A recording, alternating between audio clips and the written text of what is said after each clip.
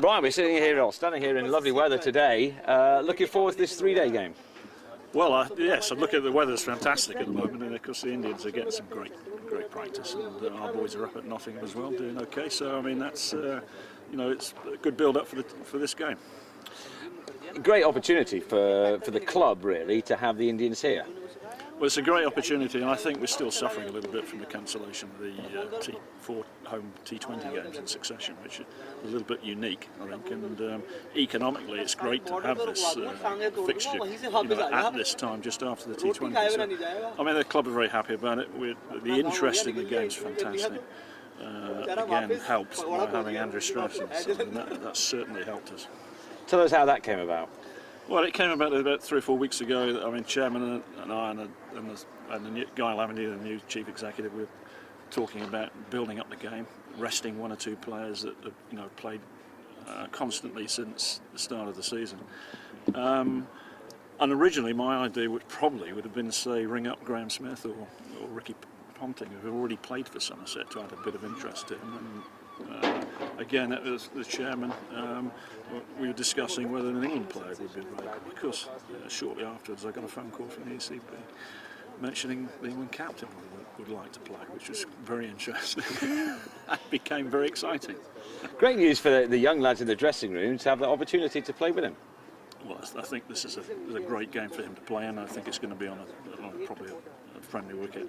It's a small ground, it's going to have a big crowd, and for the young players it's just an exciting opportunity to play against the #1 Test match team with all these exciting players, and perhaps maybe Tom Dulker's last game in the West Country. So that in itself will be a great occasion.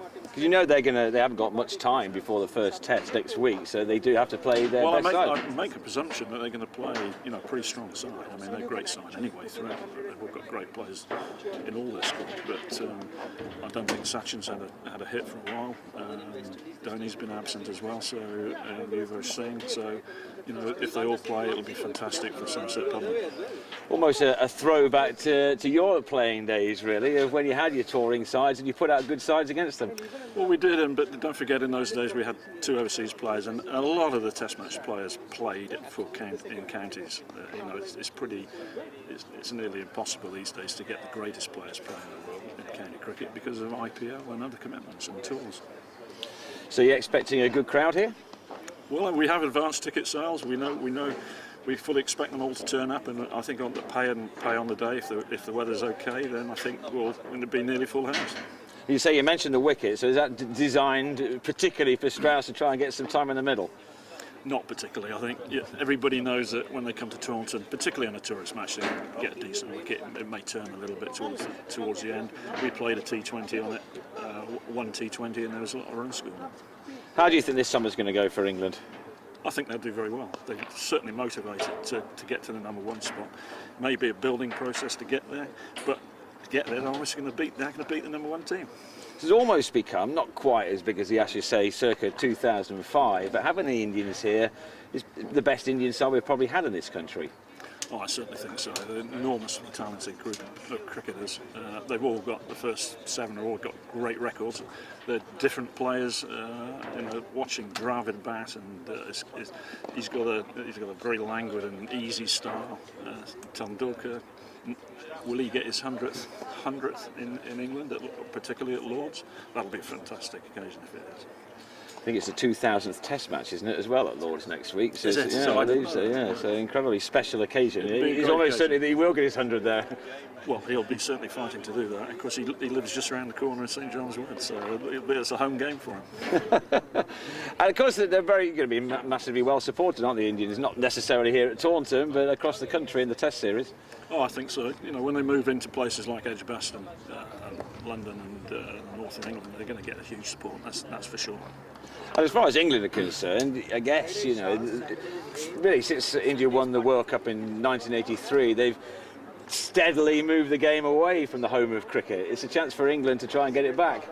Well, they have a very powerful position in world cricket now. They're certainly one of the richest cricket-playing countries. They're fantastic support, millions support cricket in India. the IPL has generated a huge wealth for players. So that's a huge attraction to all the world's cricketers. Just finally, one question about Somerset. I understand Marcus is up in front of the ECB tomorrow. Is that right? He's yes, the ECB are actually coming down to Taunton, Right. So we'll be having a discussion with them in the morning. So that's a disciplinary thing about players getting points, is it? It's like speeding fines. I think they tot them up after over a period of time, and we found out that we've had 5 in a 12-month period. So when that process is totted up, then you have a disciplinary review. It always goes against the captain. Well, I certainly hope not on this occasion. He's got an exemplary record in cricket. He's never been cited by an umpire, either in domestic cricket or Test cricket. So I don't see is it necessary to do that, because we've got good, strong procedures at Somerset. So that's the defence you'll use against ECB. That's a defence.